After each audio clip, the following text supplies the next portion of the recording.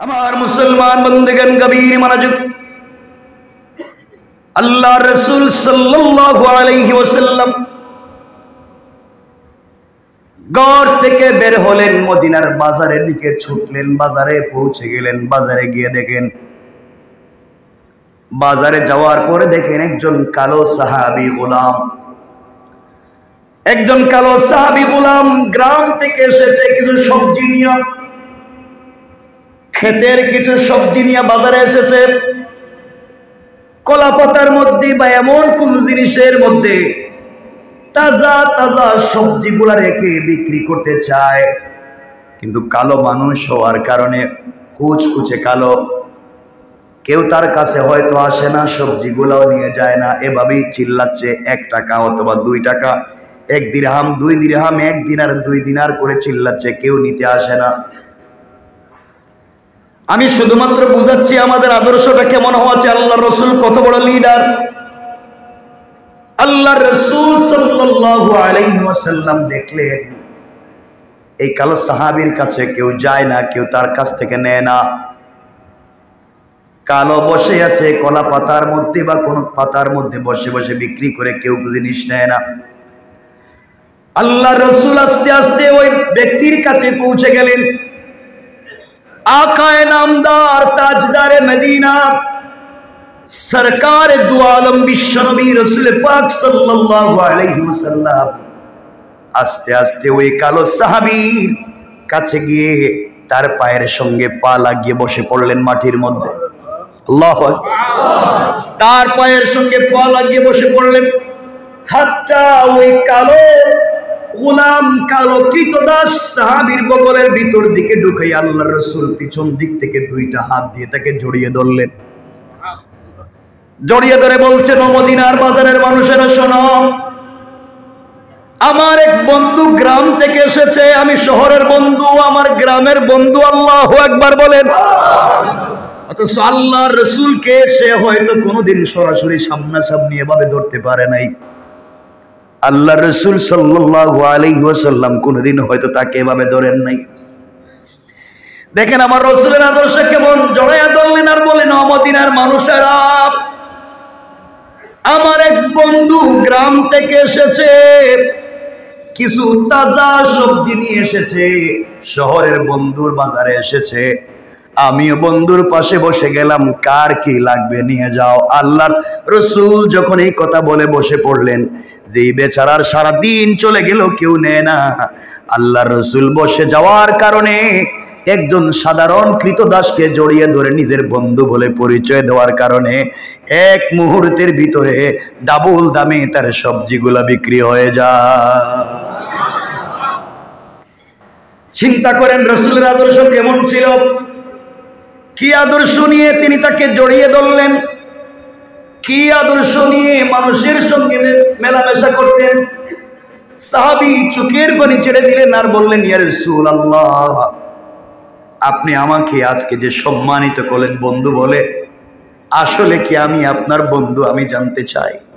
আল্লাহ রসুল বলছেন, তুমি কালো হতে পারো, তোমার পরনের জামা ময়লা হতে পারে, তোমাকে দেখতেও সুন্দর লাগতে পারে, কিন্তু তোমার দিলের ভিতরে আল্লাহর মহব্বত, আমি রসুলের ভালোবাসায় ভরা। এই জন্যে আমি সাক্ষ্য দিলাম, তুমি যদি এই ভালোবাসা নিয়ে মরে যাও, আমার হাত ধরে জান্নাতুল ফিরদাউসে চলে যাবে। সাহাবী ডাক দিয়া বলছেন, ইয়া রাসূলুল্লাহ, আপনি আমাকে আরেকটু জড়াইয়া ধরে, যতদিন বেঁচে থাকবো আপনার এই জড়িয়ে দেওয়ার মহব্বত আর ভালোবাসা দিলে থাকবে। ইয়া রাসূলুল্লাহ, আজ আপনি আমাকে যত সম্মানিত করলেন, আল্লাহ তাআলা আপনাকে আসমান জমিনে দুনিয়া আখিরাতে সম্মানিত করুক। আল্লাহ রসুল সাল্লাল্লাহু আলাইহি ওয়াসাল্লাম বললেন, আমি যে তোমাকে আগে চিনতে পারলাম না, আগে পরিচয় দিতে পারলাম না, বাজারে যদি আগে এসে দেখতাম তোমার কষ্ট কম হইতো। এই জন্য কিয়ামতের দিন আল্লাহর আদালতে আমার বিরুদ্ধে তুমি কোনো নালিশ করবে না। আল্লাহু আকবার। চিন্তা করেন তোমার আমার রাসূলের চরিত্রটা কেমন ছিল, আমি এতটুকুনি বুঝাইতে চাই। কতটুকুন মনে রাখবেন আল্লাহর রাসূল কেমন ছিলেন, আমি আরো সামনে দিয়ে কথা বলে নিয়ে আসতেছি। এই জন্য আমার মুসলমান বন্ধুগণ, যে কথা বলতে চাই, আল্লাহর রাসূল সাল্লাল্লাহু আলাইহি ওয়াসাল্লাম কই সাহাবী বলছেন, ইয়া রাসূলুল্লাহ, শুধুমাত্র আমার সবজি বিক্রি হওয়ার জন্য হয়তো আপনি পলিসি করে আমার সবজিগুলা বিক্রি করাইয়া দিলেন গরিব মনে করে। সত্যি যদি আমার বন্ধু, আপনি যদি আমার বন্ধু হন, আমি যদি আপনার বন্ধু হই, তাহলে আমার হাতটা ধরেন তো।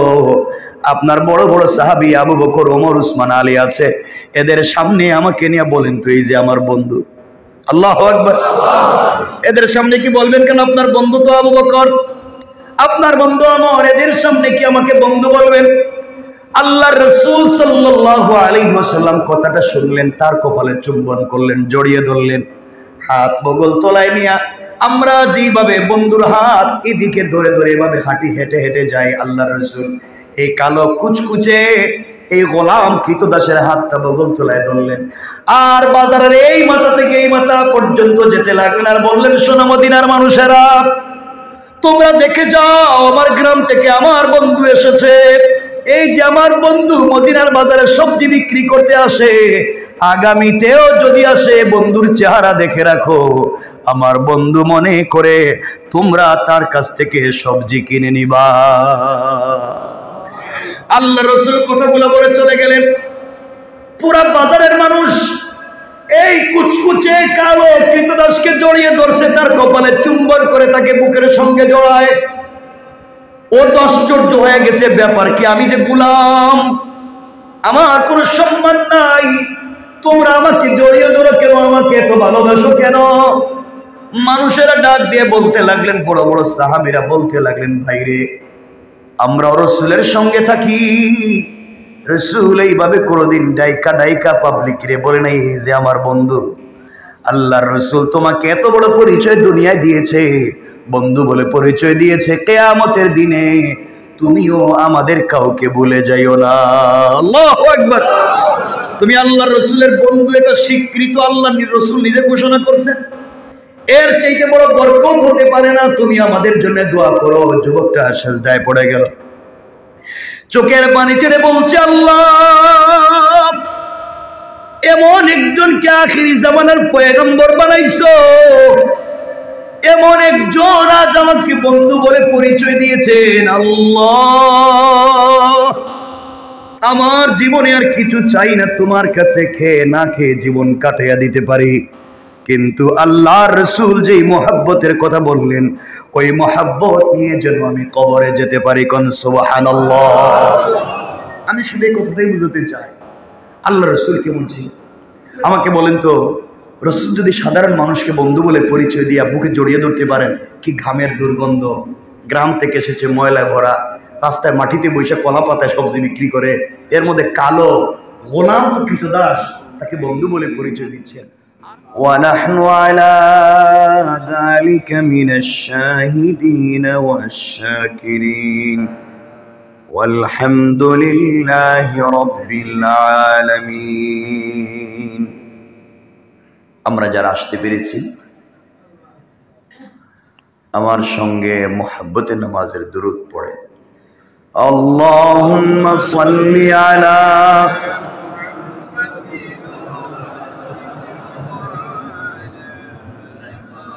كما صليت على إبراهيم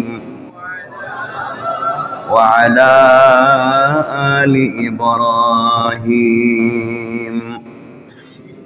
إنك حميد مجيد। اللهم بارك على محمد وعلى آل محمد كما باركت على إبراهيم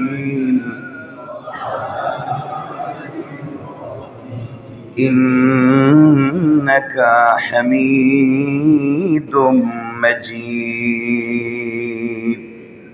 الحمد لله। আল্লাহ পাকের দরবারে লাখো কোটি, তার চাইতে হাজারো বেশি শুকর সুজুদ যে আল্লাহ রব্বুল ইজ্জত ওয়াল জালাল আমাদেরকে এই মুবারক জুমার সালাতে মসজিদে আসবার তৌফিক দিয়েছেন। কত মানুষ এই পৃথিবীতে বেঁচে আছে, আমাদের আশেপাশে কত মানুষ বসে আছে, কাজে ব্যস্ত, মসজিদে আসতে পারতেছে না। আল্লাহ আমাদেরকে নিয়ে এসেছেন, অন্তরের সবটুকুন ভালোবাসা আবেগকে উজাড় করে শুকরগুজার হচ্ছি। সকলে এক বাক্যে আওয়াজ করে পড়ছি আলহামদুলিল্লাহ। কোরআনে কারীমের 29 নম্বর পারা, 74 নম্বর সূরা, সূরা আল মুদ্দাসসির। এখান থেকে আমরা যা রুকু নম্বর 2, আমরা এখান থেকে 40, 41, 42 এইভাবে কিছু আয়াত পড়েছি।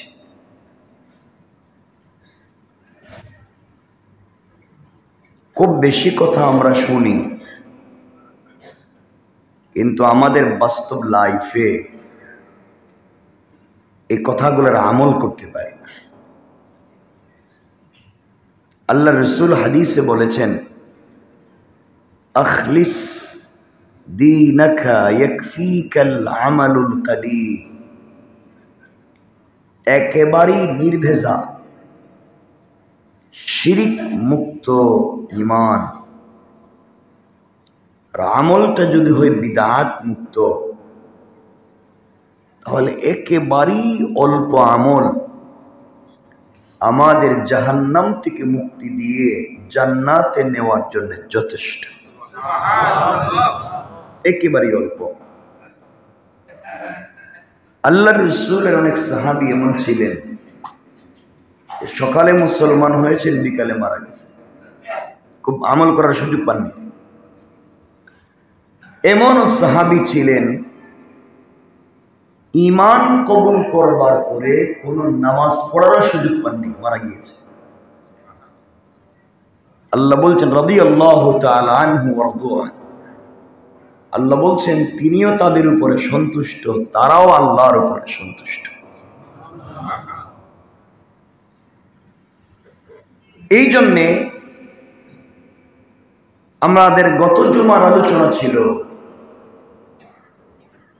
একটা নির্ভেজাল চরিত্র, উত্তম চরিত্রের মালিক যদি হতে পারি, আল্লাহর কাছে সব থেকে দামি হচ্ছে একটা মানবের চরিত্র। কি বলেন সবাই? চরিত্র। খুব মনোযোগ দিয়ে শুনবেন। আজ আমরা যেখান থেকে শুরু করেছি, আল্লাহ এখানে যে কথাগুলো বলেছেন, এটা আল্লাহ আরেকজনের কথাকে কোট করতেছেন, নকল করতেছেন। অর্থাৎ জান্নাতীরা জান্নাতে যাওয়ার পরে জাহান্নামীদেরকে লক্ষ্য করে বলবে, তারা বলতে থাকবে ফি জান্নাতিন ইয়াতাসাআলুন। জান্নাতের মধ্যে যারা আছে তারা জিজ্ঞাসা করবে জাহান্নামীদেরকে, ইয়াতাসাআলুনা আনিল মুজরিমিন। অপরাধীদেরকে জিজ্ঞাসা করবে জান্নাতীরা জাহান্নামীদেরকে, ভালো মানুষ খারাপ মানুষকে, নিরপরাধী অপরাধীকে জিজ্ঞাসা করবে। আমার কথা কি বুঝতে পারলেন? মা সালাকাকুম ফি সাকার। জিজ্ঞাসা করবে কিসে তোমাদেরকে জাহান্নামে নিক্ষেপ করলো। দুনিয়ায় তো দেখলাম তোমরা খুব ভালোই ছিলে, কিন্তু আজকে এসে দেখতেছি আমরা গরিব ছিলাম, ভ্যান চালাইতাম, রিক্সা ধাক্কাইতাম, দোকানে কাজকর্ম করতাম, তোমরা তো আমাদের মালিক ছিলে। আমি ছিলাম তোমার বিল্ডিং এর ভাড়াটিয়া, তুমি তো মালিক ছিলে। তোমরা তো দুনিয়া বড় শান শৌকতে ছিলে, পয়সার অভাব ছিল না, সব ঠিক ছিল। মা সালাকাকুম ফি সাকার, কোন জিনিস তোমাদেরকে জাহান্নামে নিয়ে আসলো? তোমরা তো বড় ভালোই ছেলে দেখলাম, পয়সা পাতির অভাব ছিল না, ক্ষমতার অভাব ছিল না, এরপরেও কেন জাহান্নামে? তারা জবাব দিবে ক্বালু লাম নাকু মিনাল মুসাল্লিন, তারা বলবে আমরা নামাজ পড়তাম না। লাম নাকু মিনাল মুসাল্লিন, আমরা মুসল্লি ছিলাম না, আমরা নামাজি ছিলাম না। এই নামাজ না পড়বার কারণে দুনিয়ায় তোর শান শৌকত থাকবার পরেও আজকে আমরা জাহান্নামী। তাহলে জাহান্নামীরা কি বলবে? আমরা কিসের জন্য জাহান্নামী? বলেন, নামাজ না পড়বার। আপনারা জানেন আমার চাইতে ভালো, এক ওয়াক্ত নামাজ যদি কেউ কাজা করে টাইম মতো না পড়ে, তার শাস্তি কেমন? তার শাস্তি কেমন? 80 হুকবা। কত হুকবা? এক হুকবা পরিমাণ কত? হাদিসের বিভিন্ন রিওয়ায়াত 2,88,00,000 বছর। এক হুকবা, এক অংশ, 80 ভাগের 1 ভাগ নামাজ টাইম মতো না পড়বার কারণে। এখন 80 এ 2 দিয়ে গুণ দেন, 2,88,00,000 বছর এক হুকবায়। এখন 80 হুকবা কত হয়? নামাজ না পড়ার কারণে বলেন, নামাজ না পড়বার কারণে না সময় মতো না পড়বার কারণে? নামাজ পড়ছে কিন্তু সময় মতো, বলেন নামাজ পড়ছে সময় মতো। একজন মানুষ যদি নামাজ পড়ে সময়ের ভিতরে না পড়বার কারণে এই শাস্তি হয়, তাহলে যে নামাজই পড়ে না তার কি পরিমাণ শাস্তি চিন্তা করেন। আপনারা কি আমার কথা বুঝতে পারতেছেন? আপনার দিলে কতটা লাগান না কেন? এই জন্য আপনি যাই করেন না কেন, আপনি যে অবস্থায় থাকেন না কেন, আপনাকে নামাজ পড়তে হবে। আল্লাহর রাসূল বলেছেন আস-সালাতু আলা ওয়াক্তিহা, নামাজ হবে সময় মতো। নামাজ কখন? সবাই বলেন না, সময় মতো, ওয়াক্ত মতো। আমার মতো না ওয়াক্ত মতো? আবার বলেন, আমার মতো না ওয়াক্ত মতো?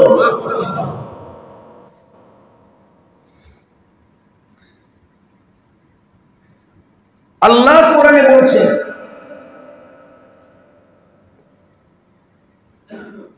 যখন জুমার সময় হয়ে যায়, জুমার সময়,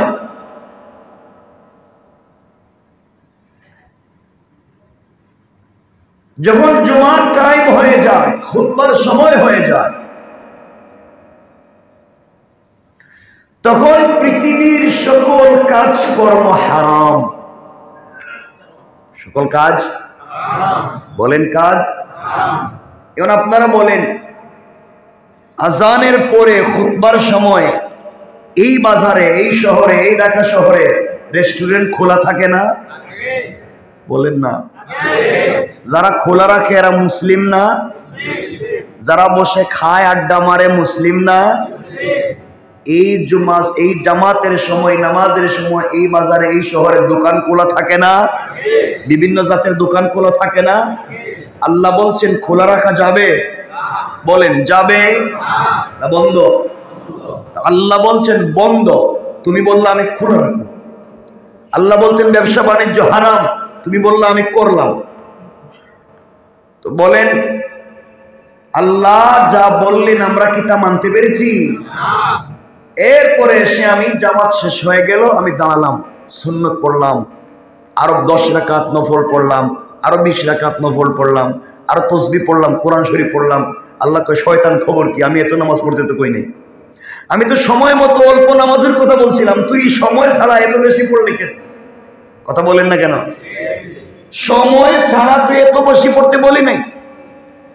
আমি বলছি মসজিদে যখন নামাজ শেষ হয়ে যায় ফান্তাশিরু ফিল আরদ, তোমরা জমিনে বের হয়ে যাও। আমি বলছি নামাজ শেষ, তোমরা জমিনে যাও, কাজ কাম করে খাও। আর তোমরা নামাজের সময় কাজ করছো, এখন নামাজ শেষ, এখন মসজিদে কেন? কথা বলেন না কেন? আমার কথা কি বুঝেন আপনারা? আল্লাহ বলছেন নামাজ শেষ হলে জমিনে যাও, কাজ করো, পয়সা ইনকাম করো হালাল পথে। আর আপনি নামাজ শেষ হওয়ার পরে মসজিদে আসছেন, আল্লাহর কথার সাথে আমার কথার মিল হইল? আসতে বললেন যে মিল হয়েছে? মিল হয়নি। আমরা এমন হয়ে গিয়েছি, কিছু মানুষ শুধুমাত্র কেবলমাত্র সমাজে ফিতনা তৈরি করি, ফিতনা তৈরি করবার জন্য ফিতনা তৈরি করি। নিজে জানে না হাদিস কোরআন, নিজে জানে না মাসআলা মাসাইল, নিজে তো কিচ্ছু জানেই না, সমাজে বিভ্রান্তি তৈরি করে, ফিতনা তৈরি করে, সমাজের মানুষকে একেবারেই খারাপ পর্যায়ে নিয়ে যায়। নিজে পড়ে না নামাজ, নিজের বউরে রাখতে পারে না পর্দায়, নিজের বাচ্চাদেরকে দিতে পারে না দ্বীনের তালিম, নিজের মাথার উপরে কত সমস্যা, নিজে ঠিক মতো আল্লাহর ইবাদত করে না। কেমনে দুইজন দিয়ে মারামারি লাগায় দেওয়া যায়, কেমনে একটা সমাজে ফিতনা লাগায় দেওয়া যায়, কেমনে একটা সমাজকে ভেঙে দেওয়া যায়, কেমনে ফতোয়ার নাম করে সমাজকে ধ্বংস করে দেওয়া যায়, কেমনে আরেকজনের বিরুদ্ধে আরেকজনকে লাগিয়ে দেওয়া যায়, কেমনে গীবত শিকায়ত করা যায়, কেমনে ফেসবুক, ইউটিউব, কেমনে এই মেসেঞ্জার, হোয়াটসঅ্যাপে একজন আরেকজনের বিরুদ্ধে বিদ্বেষ ছড়াবে, এই চিন্তা নিয়ে যারা ব্যস্ত থাকে, এরা নামাজ পড়লেও এদের জন্মের মধ্যে আদর্শগত কোনো ভালো কাজ নাই। কারণ আল্লাহ রাব্বুল ইজ্জতুল জালালের পরের শব্দ কি বলছেন? রব বলেছেন তোমরা জাহান্নামে আসছিলা কেন? এক নাম্বার জবাব দিয়েছে আমরা নামাজ পড়তাম না। আমরা কি করতাম না? সবাই বলেন আমরা কি করতাম না? আর আমাকে কথা দেন, আমরা সবাই তো নামাজ পড়বো ইনশাআল্লাহ। সবাই একসাথে বলেন ইনশাআল্লাহ। সময় মতো নামাজ পড়ব। কোন মতো? সময় মতো নামাজ পড়বো ইনশাআল্লাহ। 2 নম্বর যে অপরাধের কারণে মানুষ জাহান্নামে যাবে, আল্লাহ জান্নাতীরা তাদেরকে জিজ্ঞাসা করবে, 1 নম্বর বুঝলাম তোমরা নামাজ পড়ছো না এজন্য জাহান্নামে এসো, আর কি? তারা বলবে ওয়ালাম নাকু নুতইমুল মিসকিন, আমরা অভাবীদের খাবার দিতাম না, আমরা গরিবদেরকে খাবার দিতাম না। দেখবেন এলাকায় একটা অনুষ্ঠান করেন, আপনার বাপ মারা গেছেন, আপনার মা মারা গেছেন, অথবা যে কোনো কারণে আপনি একটা অনুষ্ঠান করলেন, অনুষ্ঠানের নাম দিছেন গ্রামগঞ্জে করে কাঙ্গালি বুঝ, গরিবরে খাওয়াবে। এলাকায়ও বিভিন্ন, ঢাকা শহরে বিভিন্ন অনুষ্ঠান করে গরিব অসহায়দেরকে খাওয়াবে। এই নাম করে ঘরের ভিতরে নিয়ে এসি রুমে যাদেরকে খাওয়ায় একটাও গরিব লোক। কথা বলেন না কেন? এই ধান্দাবাজি কেন? আপনার নাম দিছেন গরিবরে খাওয়াইবেন, গরিবের নাম করে এতগুলো খাবার বানাইছেন, কিন্তু এসি রুমে নিয়ে ঘরের ভিতরে যাদেরকে লাইন ধরাইয়া বস স্যার বলে খাওয়াইলেন, একটাও কি গরিব মানুষ না ধনী মানুষ? কথা বলেন। তাহলে নাম দিছেন কি আর করলেন কি? এরপরেও দেখবেন গরিবরা যদি তখন খাইতে যায়, গ্রামগঞ্জে দেখবেন তাদেরকে বাড়ির সামনে উঠানে ভাঙ্গা প্লেটে দিয়ে দেখো এখানে বল। কথা বলেন না কেন? এই শহরের গরিব মানুষজন খাইতে যায়, কয় তোদেরকে কইছে কেটা, দেখোস না বস আসছে, ভিতরে মানুষ বসা, বাইরে থাক, দাঁড়ায় থাক। কথা বলেন না কেন? কোরবানির সময় বসের বাসায় গরুর রান পাঠাইয়া দেয়, মায়ের বাসায়, বোনের বাসায়, বাবার বাসায়, তার মেয়ের বাসায়, মেয়ে কুরবানি দিছে 2টা, তার বাড়িতে রান পাঠায়। আর যাদের জন্য কুরবানি করলো, কয় না এবার কুরবানি করছি গরিবরে দেওয়ার জন্য, কিন্তু গেট লাগাইয়া রাখে, গরিবরের দোতলা তাকে 1 পিস 2 পিস করে কুরবানির গোশত দেয়। তাহলে এগুলা দেওয়া না শয়তানি করা? এই সমস্ত শয়তানি নাফরমানি বদমাইশি করেও কিছু লোক আল্লাহর ঘরে সে ভাব ধরে বসে থাকে, আমি সব জানি, যারা ইসলাম এবং মুসলমানের বিরুদ্ধে কুৎসা রটনা করে, রব বলেছেন তারা যতই ভাব ধরুক না কেন, এরা হচ্ছে এই জামানার সব থেকে বড় টাটকা নির্ভেজাল মুনাফিক। ঠিক না? তুমি কার নাম করে বানাও আর কারে খাওয়াও? তুমি নাম দিছো একটা, করছো আরেকটা। আল্লাহর কাছে তারা ওই দিন জবাব দিছে, আমরা জাহান্নামে আসছি, ওয়ালাম নাকু নুতঈমুল মিসকিন, আমরা অভাবীদেরকে খাবার দেই না, অভাবীদেরকে খাবার দেই না। এই জন্য আল্লাহ আমাদেরকে অভাবীদেরকে খাবার দেওয়ার তৌফিক দান করো। সবাই তো আমরা বলি ভালো মানুষ, আল্লাহর রাসূল নিজে পেটে পাথর বেঁধে আরেকজনকে খাওয়াইছেন। আল্লাহর রাসূলের সাহাবীরা যুদ্ধের ময়দানে রক্তাক্ত হয়ে আহত হয়ে পড়ে রয়েছেন, এক গ্লাস পানি চাইছেন, আমাকে এক গ্লাস পানি দাও, একটু পানি পান করো। একজন পানি নিয়ে গিয়েছে, এই যে তোমাকে পানি দিলাম। দূর থেকে আওয়াজ এসেছে, আমার পানি লাগবে। এই আহত ব্যক্তি বলতেছে, ভাই আমার চাইতে মনে হয় ওই ভাইয়ের পানি দরকার, তার কাছে নিয়ে যাও, আমারে দরকার নেই, আগে তারে দেও। আল্লাহু আকবার। তার কাছে গিয়েছেন, পানি দিবেন, সে হাতে পানি নিয়েছে, হয়তো পান করবে। আওয়াজ আসছে যে ওই যে পাশে আরেকজন বলতেছে, আমি মরে যাচ্ছি, পানি লাগবে। উনি বলতেছে, ভাই আমার দরকার নাই, তুমি ওর কাছে নিয়ে যাও। এইভাবে ঘুরতে ঘুরতে ঘুরতে ঘুরতে ওই বেচারা যখন প্রথম জনের কাছে আবার আসছে, এসে দেখে উনি শহীদ হয়েছেন, দ্বিতীয় জন শহীদ হয়েছেন। মৃত্যু পথ যাত্রী হয়েও আরেকজনকে সহযোগিতা করার চেষ্টা করেছেন। আর আমরা আজকালকে যা পাই, আমারে দেও, আমারে দেও, আমারে দেও, পাবলিক থেকে নিয়ে আপনাদের রাস্তায় বসে যায় বিক্রি করার জন্য। কথা বলেন না কেন? সব জায়গায় তো সমস্যা। যার একমাত্র কারণ আমাদের ভিতরে আল্লাহর ভয় নাই, কিয়ামতের দিন জবাব দিতে হবে, কোনো চিন্তা নাই। আচ্ছা, দুইটা পাইলাম। এক নাম্বার কি? আমার সাথে কথা বলেন। এক নাম্বার, নামাজ পড়তাম না। দুই নাম্বার, গরিব অসহায়দের খাবার। অথচ আল্লাহ রাসূল বলছেন, ওয়াতঈমুত তুআম, যার ঘরে খাবার নাই তারে খাবার দাও। তিন নাম্বার কি? এই বিষয়টা আল্লাহ লম্বা করছেন আয়াতে, এবং এই বিষয়ের সাথে আরেকটা আয়াত নিয়ে আসছে, মানে কথাটা দরকারি। এরপরে আয়াতে তাদেরকে জিজ্ঞেস করছে, আর কি অপরাধ করছো? দুইটা পাইলাম, নামাজ পড়ছো না আর গরিবরে দিছো না, তাই জাহান্নামে স্থায়ী। আশাদ্দু ওয়া আবকা, তাদের শাস্তি কঠিন এবং চিরস্থায়ী। কোন কারণে? এক, নামাজ না পড়বার কারণে। দুই, গরিবরে। আপনারা আমার কথাটা কেমনে নেন আমি জানি না। আপনারা গরিবরে দেওয়া বলতে মনে করছেন মনে শুধু গরিবরে দেওয়া। দেখেন তো, আপনার 50 লাখ টাকা দামের এসি গাড়িতে আপনি বসে আছেন, গাড়ি জেমে পড়ে গিয়েছে, ধুলাই খালে, মতিঝিলে, শাপলা চত্বরে বা যে কোনো জায়গায়, পল্টনে, আমাদের আশেপাশে কোথাও গাড়ি জেমে পড়ে আটকা পড়ে গিয়েছে। আপনি গাড়িতে বসা, 50 লাখ টাকা দামের গাড়ি, আপনার গাড়ির গ্লাসের সামনে একজন বিকলাঙ্গ প্রতিবন্ধী এসে বলছে 2টা টাকা দেও। তোমার 50 লাখ টাকা দামের গাড়ির গ্লাস খুলতে পারলা না 2 টাকা দিতে, তুমি 2 টাকা দেওয়ার জন্য গাড়ির গ্লাস খুলতে পারলা না, তুমি কেমনে পাবলিকের হক আদায় করবা? আল্লাহর রাসূলের কাছে কেউ চাইলে নিজের কাছে না থাকলে সাহাবীদের কাছ থেকে ঋণ করে এনে দিতেন, যদি আমি কিছু দিতে পারি। কারণ আপনি মনে করতেছেন মনে হয় আপনি পয়সাওয়ালা, এজন্য এটা মনে করবেন না। আমার কথাটাকে বুঝবেন আল্লাহর ওয়াস্তে। আপনি পয়সাওয়ালা এজন্য আপনার কাছে আসেনি, বরং হয়তো এই ফকির আল্লাহর কাছে বলছে, আল্লাহ আমার কিছু পয়সা লাগবে। আল্লাহ দেখাইয়া দিয়েছেন, ওর কাছে যা, আমি তো ওরে পয়সা দিছি।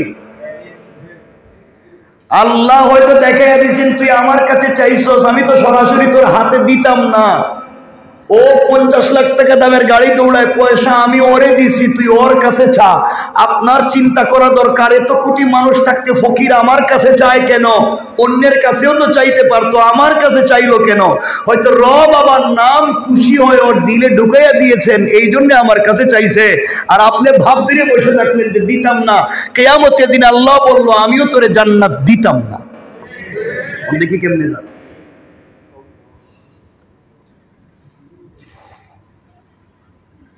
আমাদের কাছে কেউ চাইলে আমরা মনে করি মনে হয় চাইতেছে, আসলে হয়তো আল্লাহর কাছে বলছে, আল্লাহ ওরে আমার কাছে পাঠাইছে, আমি বুঝতেছি না।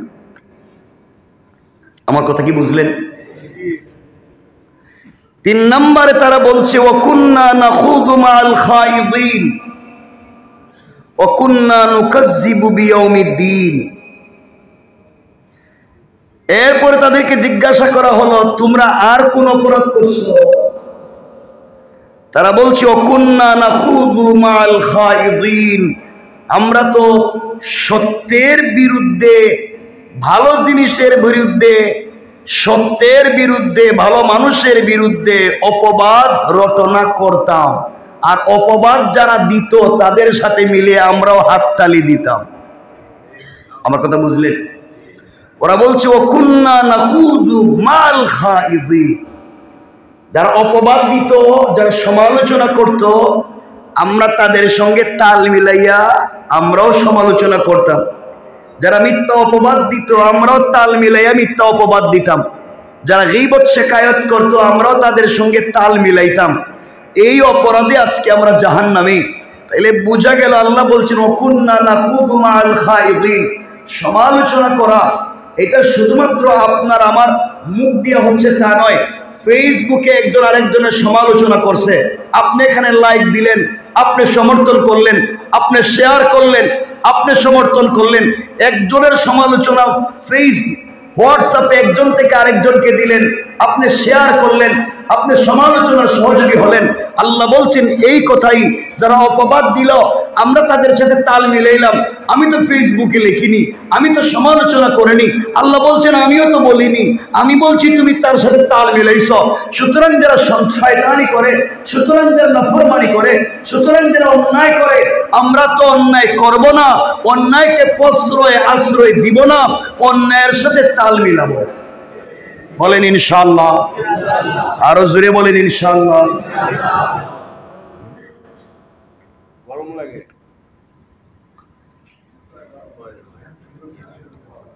মাঝে মাঝে দিয়ে এটা দিয়ে না, মানুষ বেশি তো এই জন্য মাঝে মাঝে দিয়ে সাউন্ড বেড়ে যাবে। তাহলে আমার কথা কি আজকে বুঝতে পারতেছেন? আমি এভাবে কথা বলতেছি, জাহান্নামীরা জাহান্নামে যাবে। 1 নম্বর নামাজ পড়তো না, 2 নম্বর গরিবদের দান করতো না, 3 নম্বর কাম কি? কথা বলেন না? অপবাদকারীদের সঙ্গে তাল মিলিয়ে অপবাদ দিত, মিথ্যা রটনা করতো, মিথ্যা কুৎসা রটনা। নামাজ আল্লাহর হক, নামাজ কার হক? চাইলে মাফ করে দিতে পারেন না? আল্লাহ তুমি আমার সম্পদ দিছিলা, আমি যা দিছো আমি তো কিছু খরচ করছি, সব দিতে পারি নাই, হয়তো উত্তর দেওয়ার সুযোগ আছে। কিন্তু বান্দার হক হলো আমি যে আরেকজনের বিরুদ্ধে মিথ্যা অপবাদ দিলাম, সাক্ষী দিলাম, গীবত করলাম, শিকায়েত করলাম, এর হিসাব আপনি কি দিয়ে দিবেন? এই জন্য এই জায়গায় আল্লাহ বলছেন এই জায়গায় কোনো মানুষ জান্নাতে যেতে পারবে না। কারণ আল্লাহ রাসূল তার জিন্দেগিতে কোনো মিথ্যা অপবাদকারীকে আশ্রয় প্রশ্রয় দেন নাই, তার সাহাবীরা এগুলা করেন নাই। আর আজকালকে মিথ্যা অপবাদ দেওয়া, গীবত শিকায়াত করা, এটা আনন্দ করে কুরমা পোলাও খাইয়া মানুষ এক জায়গায় গল্প করে আরেকজন মিথ্যা অপবাদ দেয়। কথা বলেন না কেন? এগুলো আমাদের কালচারে পরিণত হয়েছে। আর কি তোমাদের অপরাধ শাস্তি কি? অপরাধ কি? তারা বলছে অকুন্না নুকাজ্জিবু বিয়াউমিদ্দিন, আমরা কিয়ামতের দিনকে বিশ্বাস করতাম না, মনে করতাম দূর এগুলা কিছু হবে না, কি হুজুররা ওয়াজ করছে, সত্য হইতে পারে মিথ্যা হইতে পারে। এই জন্য আজকে আমরা বলে আজকে তোমরা কি পাইছো? হাত্তা আতানাল ইয়াকিন, আজকে এসে দেখলাম নিশ্চিত যা হুজুরেরা বলছিল সবকিছুর মুখোমুখি এখন হয়েছি, কিন্তু এই সময়ে কেউ আমাদেরকে সুপারিশ করতেছে না। আল্লাহ বলছেন ফামা তানফাউহুম শাফাআতুশ শাফিঈন। এমন এক বিপদে পড়ছি, এই সময় সুপারিশকারীদের কোনো সুপারিশ তাদের কাজে আসবে না। এখন কেউ দেখি আমাদের পক্ষে নাই, কোনো নেতাও নাই, কোনো লিডারও নাই, কেউ নাই, সব দিকে আমাদের কাছ থেকে দূরে সরে গিয়েছে, কেউ আমাদের কাছে আসে না। এইগুলা তারা বলতে থাকবে, এগুলাই বলতে থাকবে, কারণ যার কথায় তুমি অন্যায় করছো আল্লাহ বলছেন হেও নাই, যারে মনে করছো সুপারিশ করবে আজকে এও নাই, তুমি আসো, তুমি তোমার হিসাব দাও। এখন বলেন তো, হিসাব আমাদের কি নিজেকে নিজে দিতে হবে না অন্য কেউ দিবে? আমার হিসাব কি আমার বাপ দিবে না আমি দিব?